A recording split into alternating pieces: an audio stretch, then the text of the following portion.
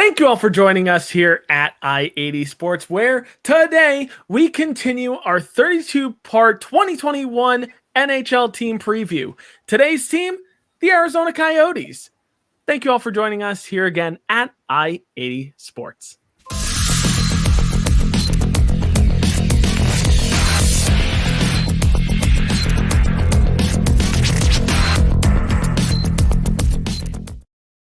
Thank you all for joining us here again at I-80 Sports. Make sure that you check out our website down below, i80sports.com, for all of our team previews as well as our NHL content there. And if you're here on YouTube, you can check out all of our team previews here that we've got so far. We're about halfway through now, the Central Division, and we've already got the Pacific Division under our belts. So if you're a fan of any of those teams in those divisions, check them out. Go back on our catalog and check it out. And drop a like, comment, and subscribe for all of our team previews coming up, because we are going to preview every single NHL team before the start of the NHL season in October. And if you're on Twitter, make sure you follow us down below at I-80 Sports, I-80_Sports NHL. And if you're following already, thank you all so much for following, because without you guys, we couldn't do this on a weekly basis. I'm Brian. He's Tom. Tom, how you doing today?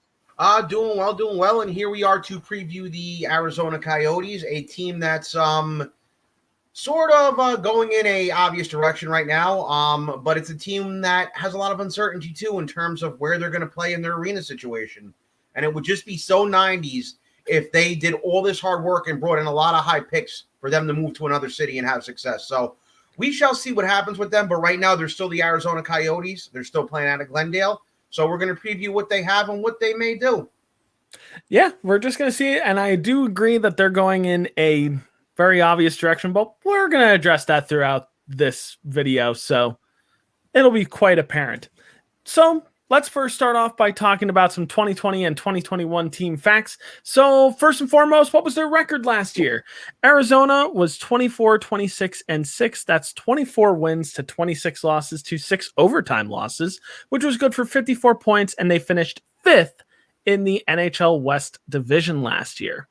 Power play and penalty kill stats. Power play, they were actually above average. The power play percentage amongst the league was around 19%. They were sitting at 20.79% on the power play. And on the penalty kill, they were slightly above average on the penalty kill as well. 80.84% on the penalty kill, as it turns out. So not too shabby there. Leading scorers, well, that's a different story, because a bit of a down year for some guys, but not all guys, as we're going to talk about.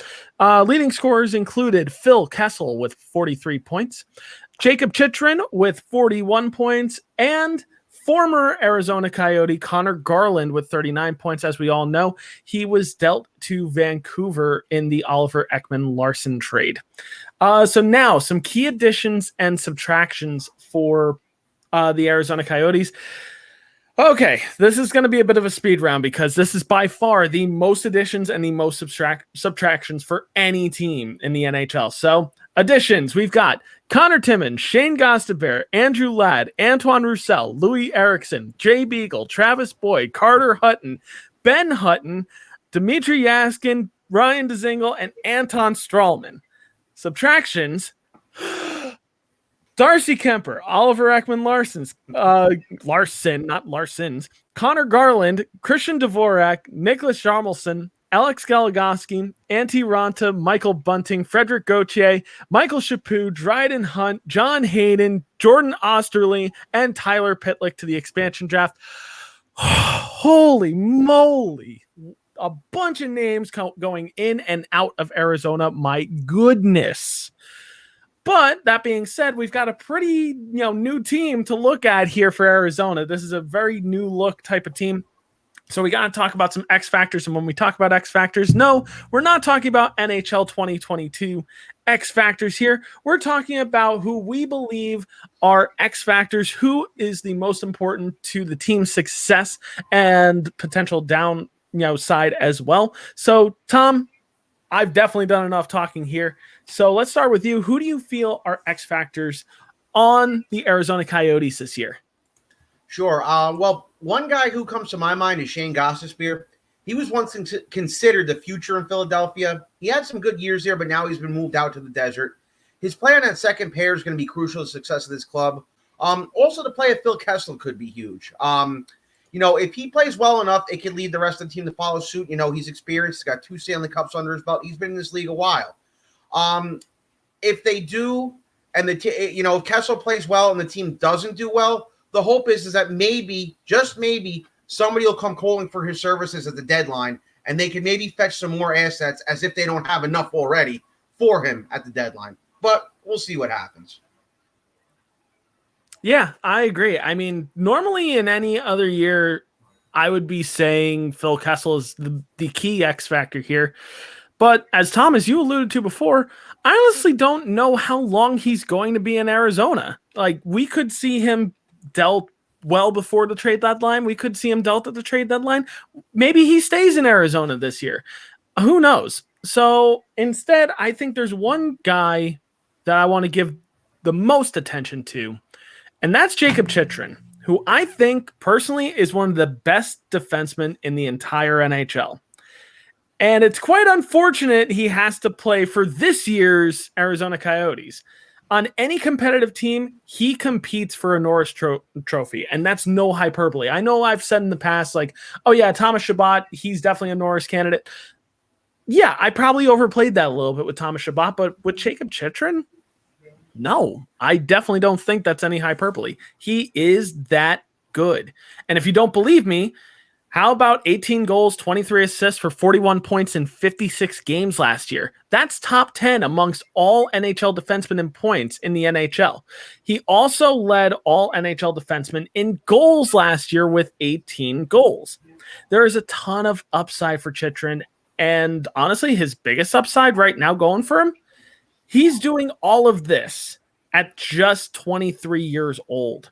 He's the centerpiece to the Coyotes' future, and when I say the Coyotes' future, I mean wherever that may be, whether it's in Arizona or in a completely different state, country. We don't know yet. So let's now move on to breakout candidates here. So who do we feel could be a candidate to finally have a breakout season, maybe a younger player who could finally have a big season? Tom, who's that breakout candidate or candidates for you?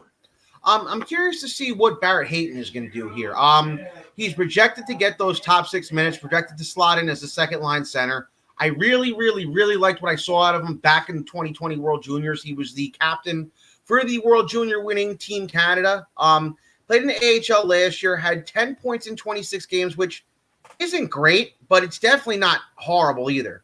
So I'm curious to see how he builds on him, because it looks like he's going to be given a lot of room, a lot of area to work with here. He's going to be given a lot of chances here to play big minutes and potential to do big things. So let's see what happens. Definitely. I think Barrett Hayton is a fantastic choice, but just because I highlighted a defenseman last time, I'm going to keep that trend going. So let's highlight 2 more defensemen here, Connor Timmins and Victor Soderstrom. Soderstrom is Arizona's top prospect who will likely play in his first NHL season this year. We only saw him in 4 games last year, but with 2 points and a +4 rating in those 4 games is a big plus and something to get excited for in his play this year. Now, Connor Timmins, on the other hand, came over in the Darcy Kemper trade and was at that point seen by many as one of Colorado's top prospects behind Alex Newhook and Bowen Byram. Timmins did get a chance to play in 31 games last year. He tallied 7 assists in those games. But now that he's in Arizona, he will likely see a lot of ice time this year and could even pair with Jakob Chychrun on that top line on most nights. Timmins could be an interesting player to watch this year in his first NHL season just because of that, just pairing with Jakob Chychrun on that top line and potentially getting 18 to 22 minutes per night. But this leads us into the potential opening night lineup, which we have to put an asterisk next to this because it's currently September. There are still moves going on. Hell, As we were planning this episode, Christian Dvorak got traded for a first and second round pick. So we needed to do a little bit of rearranging with this. So that being said, there is still room for movement here in September before we get to the beginning of the season in October. So please keep that in mind. Take it with a grain of salt as we go over this. So that being said, and getting that out of the way, what could this lineup look like in October? Well, let's start, as always, with forward line 1. And we're going to be moving from left wing, center to right wing, as always here. So starting with the top line, we've got Clayton Keller, Nick Schmaltz, and Phil Kessel. Moving on to the second line, we've got Lawson Krause, Barrett Hayton, and Christian Fischer. On to line 3, we've got Ryan Dzingel, Johan Larsson, and Dmitry Yaskin. And finally, on the fourth line, we've got Louis Eriksson, Jay Beagle, and Antoine Roussel, which not too long ago was a line for the Vancouver Canucks. Now, on to the defense, the top line, as we talked about before, Jakob Chychrun and Connor Timmins. Then moving on to the second line of defense, we've got Shane Gostabert with Ilya Lyubushkin. I totally butchered that name, but as we've learned already, we're gonna get over it. It's gonna be okay. And then defense line 3, we've got Anton Strahlman with Victor Soderstrom. Now goaltending, it's a little special. We've got the starting goaltender, which is Carter Hutton, who was starting for Buffalo last year, and the backup goaltender, which is Joseph Coroner. So an interesting team that we're looking at here in Arizona, but as always, we got to now talk about some variables. What are some things that could change with this lineup? What are some ways that things could change before opening night? What are some things that could change up until the trade deadline and after and going towards the end of the season? So, Tom, let's start with you. What are some variables to this lineup? Well, as I previously alluded to, and I hate to repeat myself here, but the play of Phil Kessel is really paramount for this team. If they play well and he plays well, it could definitely act as a catalyst. You could see this team, maybe turning some heads. If he plays well and they don't play well, obviously he'll be a chip that they'll dangle to somebody and hopefully be able to get some assets, back for him. But if he doesn't play well and the team doesn't play well, they're stuck with him. They're stuck with him in his contract. And I know deep down inside, they're wanting to move him out at the deadline or maybe even beforehand, maybe even in, say, November or December if somebody has an injury early and is in desperate need of a top 6 right winger with some experience, a contender. I don't know who. I don't know why. I don't know who would want him, but, we don't know right now. Somebody could get hurt for a top team and they would want to bring him back. I highly doubt the Toronto Maple Leafs would want him back, but outside of them, I think just any other contender, if they have an injury, they may want him. Yeah, and I completely agree. I mean, I also agree that Toronto's probably not the team that wants Phil Kessel either. But I agree. I mean, will Phil Kessel be a factor in this lineup come December, come January, February, March? Once we get to the trade deadline, is he going to be an Arizona Coyote by that point? And, with how much work that these two individuals are going to have to put in, will Clayton Keller's and Jakob Chychrun's backs break after carrying this team?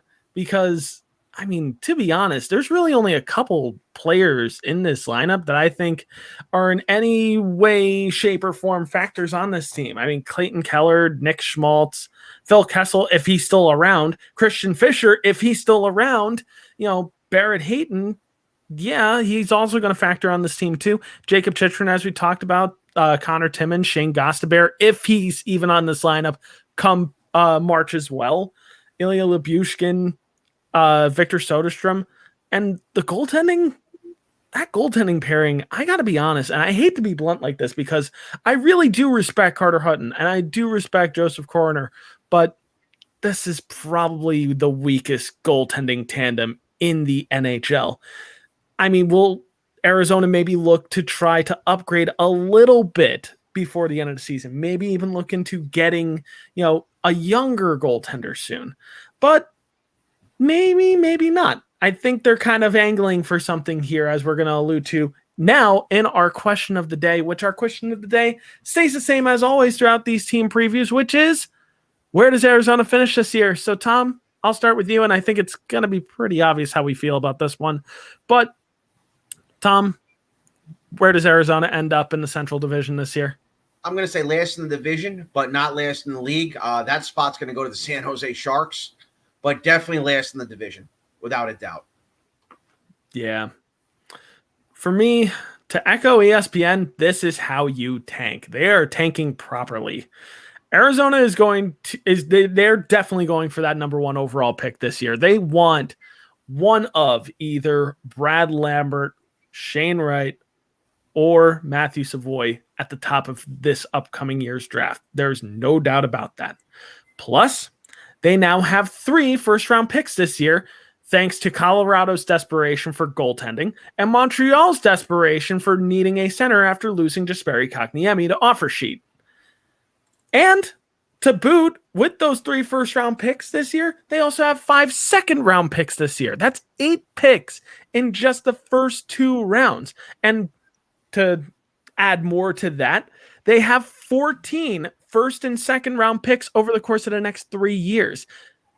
To me, that's just nuts. That's great. That's fantastic for Arizona. Of course, what does that mean for this team this year? Well, we'll get to that. Because of this, Arizona, they honestly don't need to be good this year, except there's still the issue of where they play next year. With their stadium contract up in Glendale and Glendale's decision not to re-up the lease due to poor management by ownership over the past number of years, where do the Coyotes end up next year? I personally think that they're still in Arizona next year, but honestly, we'll see. I mean, Tom, what do you think about that one? It's really hard to say. I know Tucson was saying they wanted to build a whole new arena, but what I don't understand is how are you going to build a whole new arena from scratch, get the funding, get the contracts down, get the crews down. We're in a pandemic now. A lot of people are not wanting to work. So you're going to tell people they're going to go build a new arena in the desert when they can stay home and make more on unemployment? I'm not 100% sure. Now, a city that was floated around about 20 years ago before Wayne Gretzky stepped in and saved the day, and Steve Ellman also saved the day by getting Wayne Gretzky to help him save the day, was Portland, Oregon. Am I saying they're going to move there? Absolutely not. Am I saying with the reality that there's a team in Seattle right now, and, looks like their ticket sales are doing very well, and it looks like they're going to draw very well, and people are going to be really behind them. And basically, I'm gonna tip my cap over to Bob and Alex, our MLS guys. If you look at what happened in the MLS, when the Seattle Sounders got a team in the MLS and the support they got, and just the overall good feeling about them, what happened right after? Portland got a team too in the Portland Timbers. Another thing to think about Portland is this too. Portland is also a hockey city. They've had a junior team in the WHL there for years in the Portland Winterhawks. They have an arena already. They can share the arena with the Trailblazers. Right now, I think Portland may be calling the Coyotes' name if they can't get anything done in Arizona, because I really don't see them going back to Phoenix, and I just can't wrap my head around them getting an arena built in Tucson that quickly to have it ready. I mean, obviously, no arena is ever ready on time anymore, but to maybe have it ready by, say, November of next year with nothing set in stone yet, no funding, no contracts, nothing. I just have a hard time seeing that getting done. I really do. Yeah, I agree. I think Portland is an eventual destination for an NHL team. I think Hamilton in Canada is another city that I think could be a potential destination. Here's the thing, though. I don't see Quebec coming back. I just don't. And if it's going to be Quebec, it's not going to be the Nordiques. They're not going to bring them. It's not going to happen. Well, if it is Quebec, I think it will be the Nordiques. But right now with Quebec, they're like the last-ditch effort right now for anybody. The number one thing about Quebec is it is the smallest market out there right now, number one. Number two, people talk about Montreal with the French speaking and whatnot. Believe it or not, Montreal is an island like Manhattan. You go down into the west end of Montreal, a lot of those neighborhoods down there are English-speaking with people who have been there for many, many generations. Quebec would be an all French-speaking market. It would be a very, very small market, the smallest you can do. And, just in terms of generating revenue, the NHL is not really interested with them. So I do think if they're going to move them, a lot of people are saying Houston, but I just with the reality of Seattle being in the league, and Seattle maybe not, I don't know if Seattle's product on the ice will be as good this year, but their product in the box office and their product with the revenue, I think, will be. And I think that's really, really, really, like I said before, is going to ignite Portland talks. And remember, Seattle and Portland were two of the first American hockey markets, believe it or not, back in the old Pacific Coast Hockey League days, back before the NHL even existed. They were two solid markets. People went to games there. People sold out games in the 1910s to go see the Seattle Metropolitans, and I believe the name of the Portland team was the Portland Rosebuds play, and they had themselves a little bit of rivalry. And Portland even made a couple Stanley Cup finals. They didn't win. Seattle did win a cup. Portland never did. But Portland got themselves into a couple Stanley Cup finals, if I'm not mistaken. Something I actually probably should have looked up and just totally forgot to do. But that's true. But oh wait, what's that? You wanted to know about this season? Oh, my bad. I thought it was obvious. Yeah, I think Arizona finishes in last place this year. Yeah, I mean, let's just be real. Let's just be real here. I mean, it's no diss on Arizona. They're going to come back at some point. You know, I really look forward to what they end up doing with all of these draft picks. I think that's going to be really, really exciting to watch. But for this year's not the year. This is not the year for Arizona, unfortunately. But as always, guys, what do you guys think? Do you guys agree with our picks? Do you guys disagree with our picks?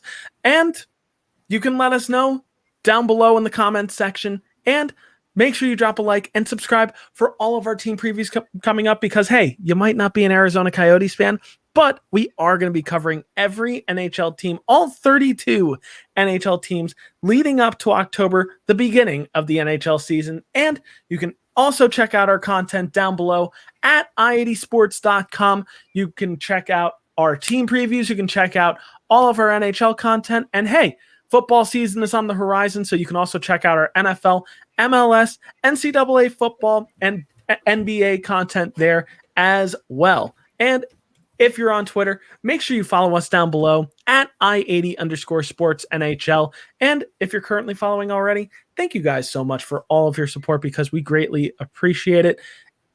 Without you guys, we can't do this on a weekly basis. I'm Brian. He's Tom. This has been one more thing before we go. I looked up the Portland Rosebuds just now, just pulled them up real quick. They made one Stanley Cup final, 1916. Took a team that still exists to the distance. It was 5-game final back then, best of 5 series. They took the Montreal Canadiens to the full 5 games. They lost in 5. Well, there you go. You know, Coyotes could look very good in Portland one day. But that being said, I'm Brian. He's Tom. This has been our Arizona Coyote 2021-2022 team preview.